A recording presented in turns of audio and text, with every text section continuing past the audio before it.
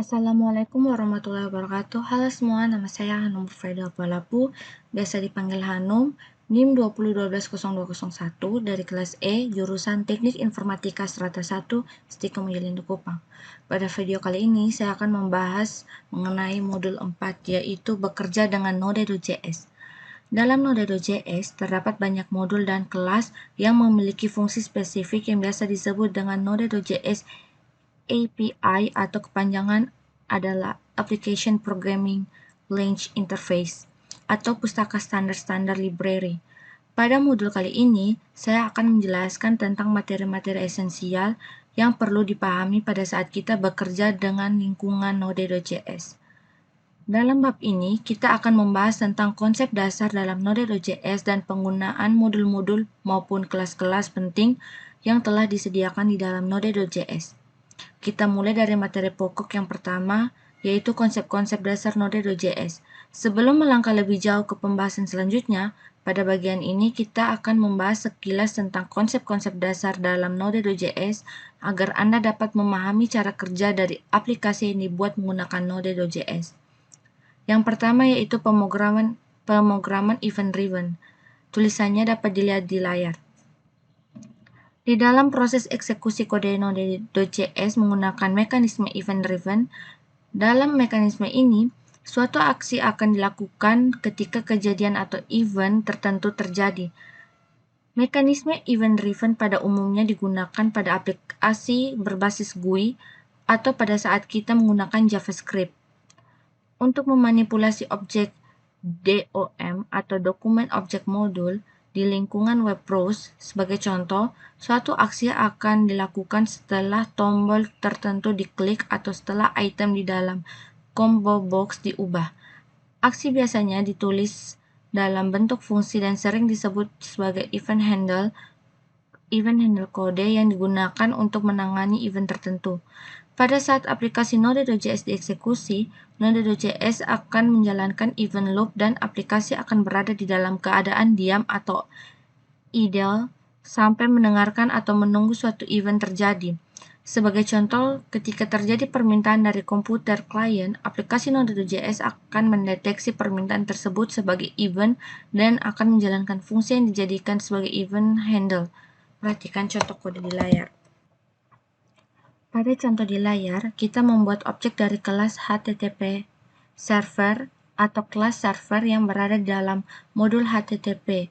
Dengan cara memanggil fungsi HTTP GetServer, objek tersebut selanjutnya digunakan untuk mendengarkan permintaan yang dikirim melalui port 3000. Setelah permintaan yang terjadi akan memicu event request yang kemudian akan ditangani oleh fungsi onRequest. Berikutnya, kita akan mempelajari kelas event emitter. Node.js memfasilitasi mekanisme event-driven melalui kelas event emitter yang berada di dalam modul events. Sebagian besar kelas di dalam Node.js merupakan turunan dari kelas event emitter. Semua objek dari kelas event emitter dan kelas-kelas turunannya dapat memicu terjadinya event tertentu. Sebagai contoh, fs.readStream akan memicu event open ketika suatu file dibuka untuk dibaca datanya. Node.js mengizinkan kita untuk mendefinisikan event tertentu pada objek yang kita buat. Syaratnya, objek tersebut perlu dibuat menggunakan kelas event emitter atau kelas turunan dari kelas event emitter. Perhatikan contoh berikut. Kita buka Visual Studio Code. Ini kita buat web baru dengan nama event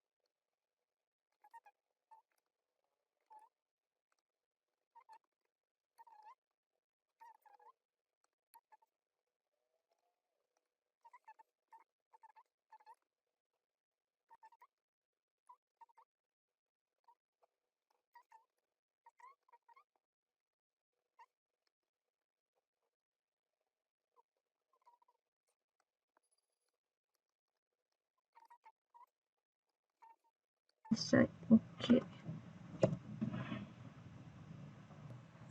Oke, kemudian kita Ctrl S, terus coba kita panggil mode event emitter.js. Oke. Pendefinisian event di dalam objek dari kelas event emitter dilakukan menggunakan metode on. Metode on adalah metode yang diwariskan dari kelas event emitter yang merupakan asli dari fungsi addListener. Dengan demikian, penggunaan metode on di atas dapat diganti menggunakan kode berikut.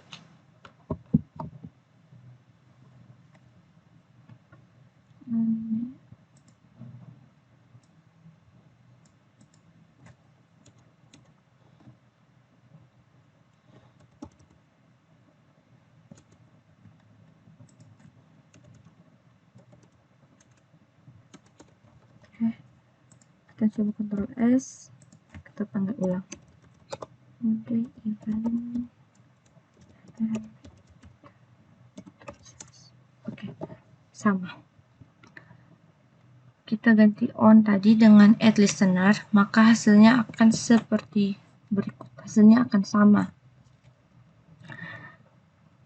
Untuk memicu terjadinya event tertentu, kita perlu menggunakan atau perlu memanggil metode admit dengan nama event sebagai nilai parameternya. Sebagai contoh, untuk memicu terjadinya event kita perlu menulis kode berikut. obj.emit mulai. Jika Anda lebih memilih untuk menggunakan kelas baru, turunan dari kelas event emitter, maka kode di atas dapat ditulis sebagai berikut. Kita tutup. Buka kelas baru, event, kita buka file baru, event emitter 1.js.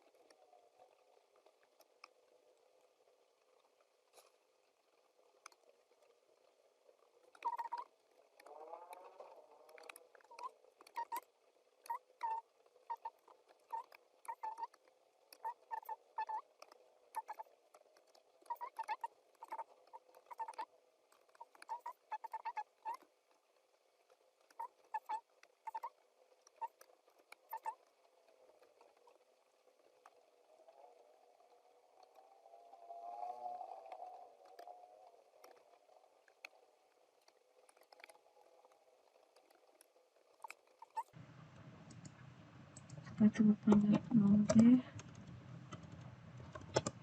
event emitter 1.js.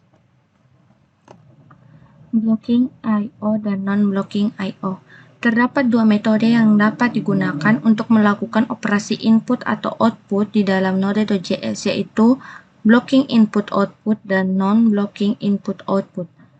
Dalam metode blocking I/O, proses eksekusi kode akan dilakukan sesuai urutan atau sinkronus, sedangkan dalam metode non-blocking I/O, eksekusinya dilakukan tidak sesuai urutan atau asinkronus. Untuk mengetahui perbedaan antara kedua metode tersebut, perhatikan terlebih dahulu kode yang ditulis menggunakan metode blocking I/O berikut.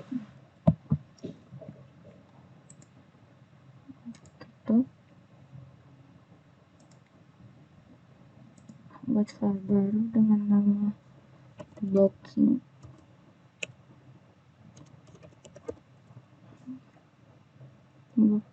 IO touches console.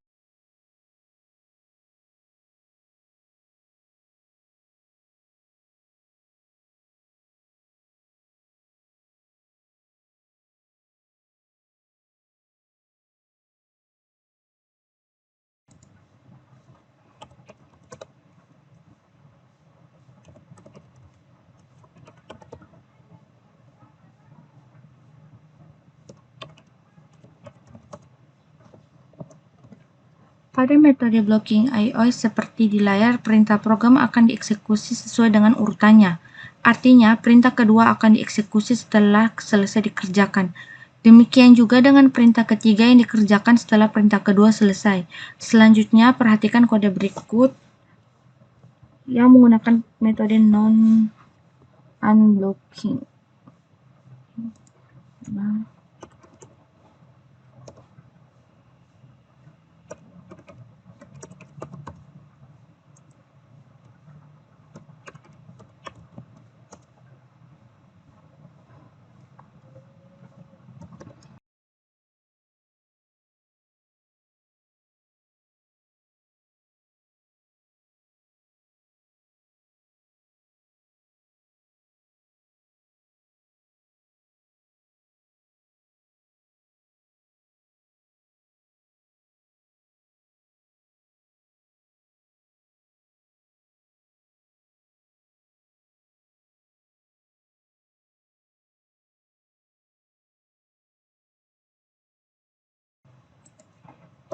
Ctrl S agar terminal mode non-blocking IO touches.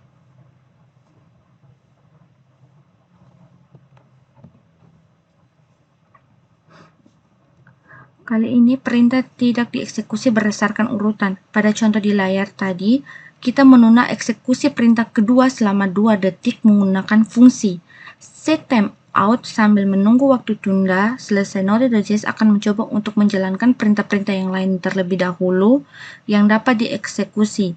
Dengan demikian, fungsi setTimeout merupakan fungsi yang akan dipanggil menggunakan metode non-blocking input-outputs. Sebagian besar pustaka standar yang berkaitan dengan input-output di dalam Node.js disediakan dalam 2 versi, yaitu versi untuk blocking IO dan versi untuk metode non-blocking IO. Fungsi-fungsi yang menggunakan metode blocking IO pada umumnya ditandai dengan akhiran syn yang berarti sinkronus. Sebagai contoh, untuk membaca isi file yang menggunakan metode blocking IO dengan memanggil fungsi fs.readFileSyn.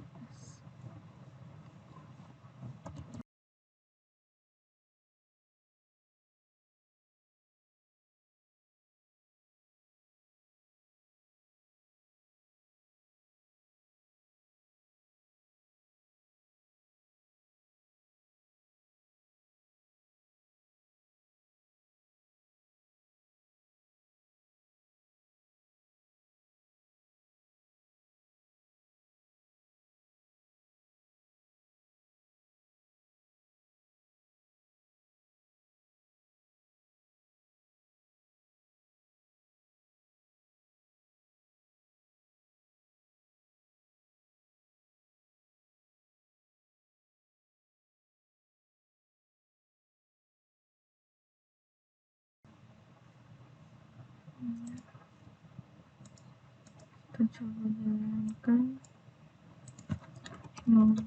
Kita Ctrl S dulu ya. B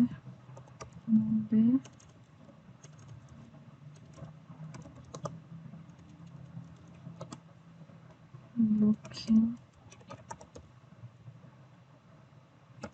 IO.js. Yang berikutnya kita akan mempelajari tentang fungsi callback. Dalam Node.js, event header banyak diimplementasi menggunakan fungsi callback, yaitu fungsi yang diperankan sebagai parameter dari fungsi lain. Perhatikan potongan kode berikut.